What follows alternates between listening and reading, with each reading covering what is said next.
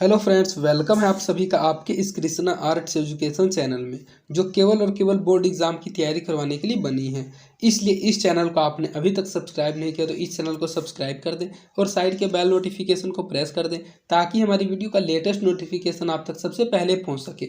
और अगर आप हमारे इस यूट्यूब चैनल पर नए हैं तो आप टेलीग्राम चैनल को भी ज्वाइन कर लें। टेलीग्राम चैनल का लिंक डिस्क्रिप्शन में भी दिया हुआ है और आप टेलीग्राम एप्लीकेशन में कृष्णा आर्ट्स एजुकेशन चैनल को सर्च करके भी ज्वाइन हो सकते हैं, क्योंकि इस चैनल का जो भी स्टडी मटेरियल आपको प्रोवाइड किया जाएगा वो टेलीग्राम चैनल के माध्यम से किया जाएगा। स्टडी मटेरियल में आपको सभी सब्जेक्ट्स का चैप्टर बाय चैप्टर ऑब्जेक्टिव और सब्जेक्टिव क्वेश्चंस का पीडीएफ प्रोवाइड किया जाएगा और पीडीएफ के अलावा आपको टेलीग्राम चैनल पर क्विज और प्रैक्टिस भी करवाया जाएगा। इसलिए आप टेलीग्राम चैनल को अवश्य ज्वाइन कर लें। तो चलिए इस क्लास में आगे की ओर बढ़ते हैं।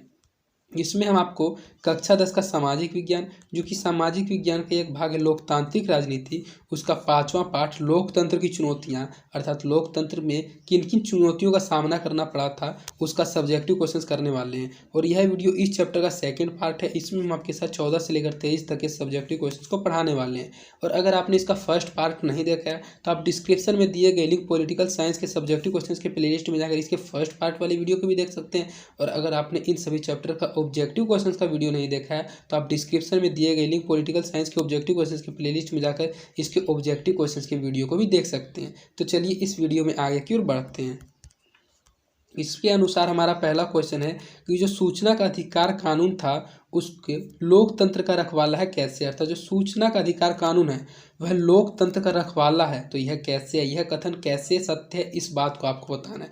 तो लोकतंत्र में जनता को यह अधिकार होता है कि वह सरकार द्वारा चलाए जा रहे विकास कार्यों की जानकारी, सही जानकारी रखे। अर्थात सूचना का अधिकार ही इसीलिए बनाया गया था कि सरकार जनता के लिए क्या काम कर रही है, जनता को यह सब बातें पता चलती रहे सूचना के अधिकार कानून से। तो जो लोकतंत्र में जनता का यह अधिकार होता है कि वह सरकार द्वारा चलाए जा रहे विकास कार्यों की सही जानकारी रखे। और इसी उद्देश्य से 2005 ईस्वी में सूचना का अधिकार का कानून बनाया गया था, ताकि विकास कार्यों में विलंब, सही तरीके से धन का व्यय नहीं होने तथा घटिया काम होने की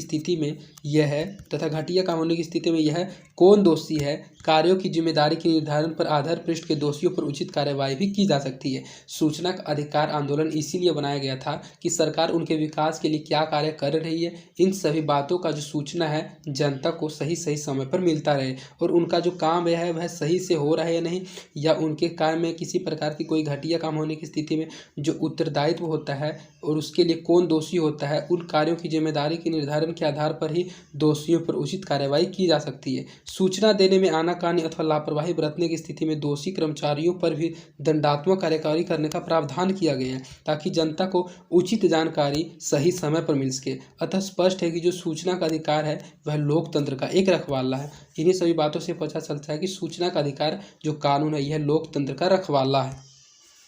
राजनीति का अपराधीकरण क्या है? जो राजनीति है उसका अपराधीकरण क्या है? तो राजनीति में प्राय अपराधियों का सहारा लेकर बूथ कब्जा करने का प्रयास, एक खास प्रत्याशी के पक्ष में वोट डालने की धमकाने या फर्जी मतदान करना आदि कृत्य को राजनीति में अपराधीकरण कहा जाता है।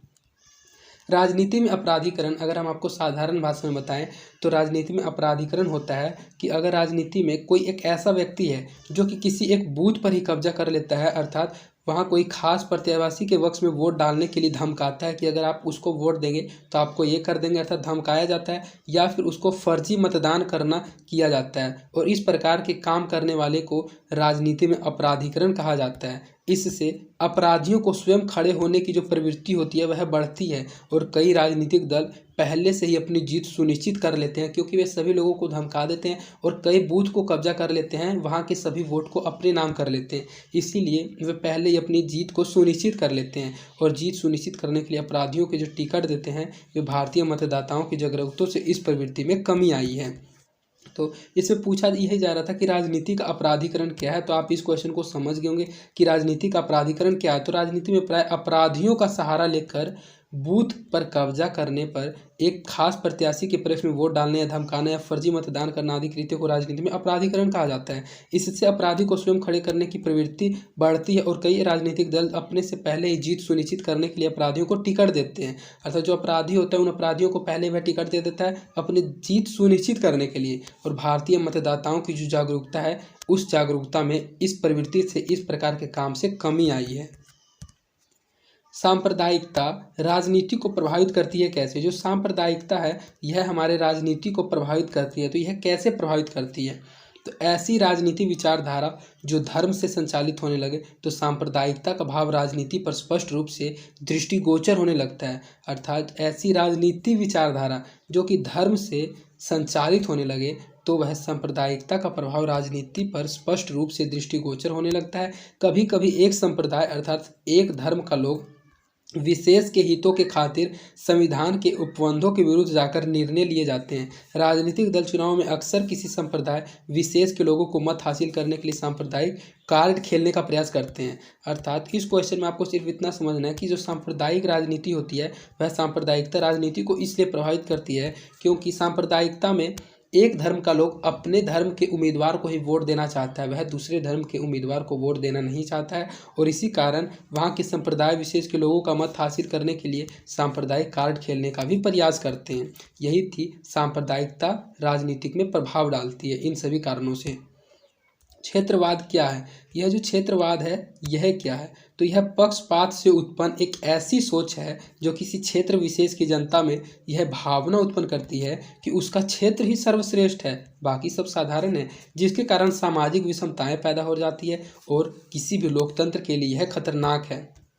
क्षेत्रवाद में सिर्फ आपको इतना समझना है कि क्षेत्रवाद एक ऐसी भावना होती है, एक ऐसी विचारधारा होती है, जो विचारधारा जिस व्यक्ति के मन में यह क्षेत्रवाद की भावना घुस जाती है, उसको लगता है कि मेरा ही क्षेत्र सर्वश्रेष्ठ है, मेरा ही क्षेत्र सबसे अच्छा है, मेरे क्षेत्र के अलावा सभी के सभी क्षेत्र साधारण हैं, सभी के सभी क्षेत्र तुच्छ हैं, और इसके कारण हमारे समाज में सामाजिक विषमताएं भी पैदा हो जाती है, जो किसी भी लोकतंत्र के लिए क्षेत्रवाद खतरनाक सिद्ध हो सकती है। और क्षेत्रवाद एक ऐसी पक्षपात, एक ऐसी उत्पन्न सोच है जो किसी भी क्षेत्र में विशेष की जनता को यह भावना उत्पन्न करती है कि उसका क्षेत्र ही सर्वश्रेष्ठ है और बाकी सब साधारण है। यही क्षेत्रवाद होता है। नारी सशक्तिकरण से आप क्या समझते हैं? जो नारी सशक्तिकरण है इस बात से आप क्या समझते हैं? तो नारी सशक्तिकरण का तात्पर्य यह है कि महिलाओं को उनको प्रभावित करने वाले आर्थिक, सामाजिक और राजनीतिक व पारिवारिक मामलों के प्रति निर्माण प्रक्रिया में भागीदारी प्रदान की जाए। वर्तमान युग में नारी सशक्तिकरण की धारणा को राष्ट्रीय व अंतर्राष्ट्रीय स्तर पर समर्थन प्राप्त हो रहा है। भारत सरकार ने वर्ष 2000 ईस्वी में नारी सशक्तिकरण की नई नीति की घोषणा की थी। एक नई नीति की भी घोषणा भारत सरकार ने नव वर्ष 2022 ईस्वी में कर दी थी। पंचायतों व नगर पालिकाओं में महिला आरक्षण नारी सशक्तिकरण का उदाहरण है। नारी सशक्तिकरण में सिर्फ आपको इतना समझना है कि नारियों को भी सभी जगह शक्ति दिया जाता है, उसे ही नारी सशक्तिकरण कहा जाता है। नारी सशक्तिकरण का तात्पर्य ही यही है, अर्थ यही है कि महिलाओं को उनको प्रभावित करने वाले आर्थिक, सामाजिक और राजनीतिक व पारिवारिक मामलों के प्रति निर्माण प्रक्रिया में भागीदारी भी प्रदान की जाए। वर्तमान युग में नारी की सशक्तिकरण की धारणा को राष्ट्रीय व अंतर्राष्ट्रीय स्तर पर भी समर्थन प्राप्त हो रहा है, और भारत सरकार ने नारी सशक्तिकरण के कारण ही वर्ष 2000 ईस्वी में इस नीति की घोषणा की थी। और पंचायतों व नगर पालिकाओं में महिला आरक्षण अर्थात वहाँ महिलाओं को भी सीट मिले उसके लिए आरक्षण करना ही नारी सशक्तिकरण का उदाहरण है। यही नारी सशक्तिकरण होता है। इन बातों से आप सिर्फ इन्हीं चीज़ों को समझ सकते हैं। नेपाल में किस प्रकार की सरकार है? जो हमारा भारत है, इस भारत देश में तो लोकतांत्रिक सरकार है, आप जानते हैं, और हमने आपको बताया है कि विश्व के कुल 100 देशों में लोकतांत्रिक सरकार है, लेकिन भारत इन 100 देशों में लोकतांत्रिक व्यवस्था में सबसे उच्च स्थान पर है, अर्थात प्रथम स्थान पर है। तो इसमें पूछा जा रहा है कि नेपाल में किस प्रकार की सरकार है? तो नेपाल में वर्तमान समय में लोकतांत्रिक सरकार ही, अर्थात नेपाल में भी लोकतांत्रिक सरकार ही है, लेकिन पूर्व में अर्थात लोकतांत्रिक सरकार से पहले प्राचीन समय में यहाँ राजतंत्र था, जिसका अंत हो चुका है। इस समय यहाँ पर ओली प्रसाद शर्मा नेपाल के प्रधानमंत्री है तथा विद्या देवी भंडारी है वह वहाँ के राष्ट्रपति हैं। तो नेपाल में पहले तो राजतंत्र था, लेकिन उसका अब अंत हो चुका है। पूछा जा रहा है कि नेपाल में किस प्रकार की सरकार है? तो नेपाल में अभी वर्तमान समय में लोकतांत्रिक सरकार है, और यहाँ जो नेपाल है, जैसे कि अभी भारत में वर्तमान में जो प्रधानमंत्री है वह नरेंद्र मोदी है, और जो राष्ट्रपति है वह रामनाथ कोविंद है। उसी प्रकार पूछा जा रहा है कि नेपाल में किस प्रकार की सरकार है? तो यह भी बता दिया गया है कि उस समय नेपाल में ओली प्रसाद शर्मा वहाँ के प्रधानमंत्री है तथा विद्या देवी भंडारी वहाँ के राष्ट्रपति है, और नेपाल में अभी लोकतांत्रिक सरकार है, लेकिन वहाँ पहले समय में राजतंत्र चलता था, जिसका अब अंत हो चुका है।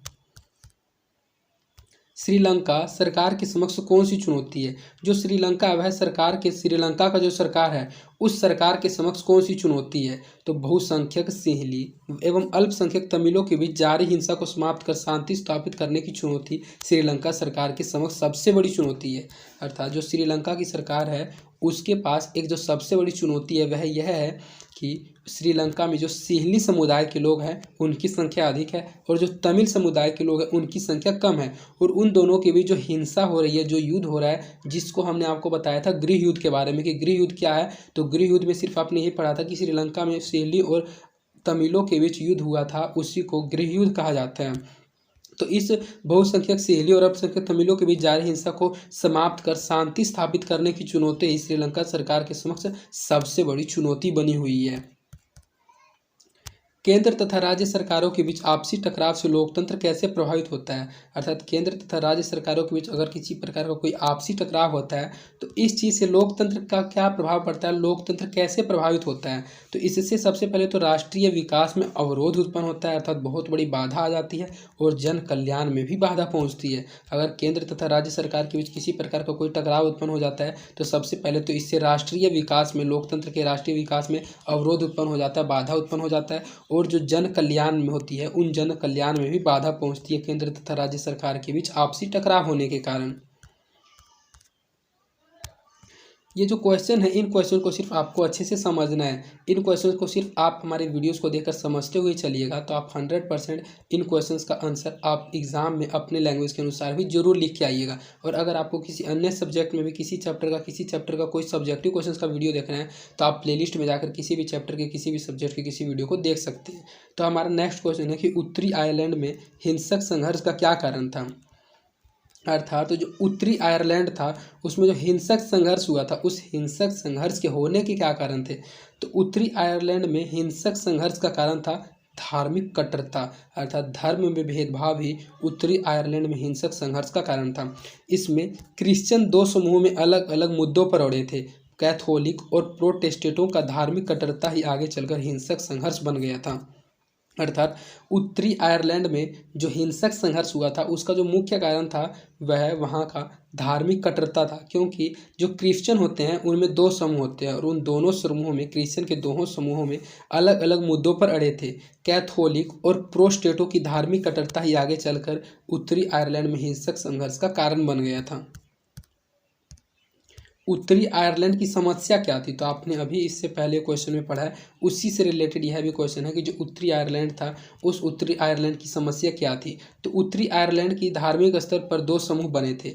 जो उत्तरी आयरलैंड था उसमें धार्मिक स्तर पर सबसे पहले दो समूह बन गए थे।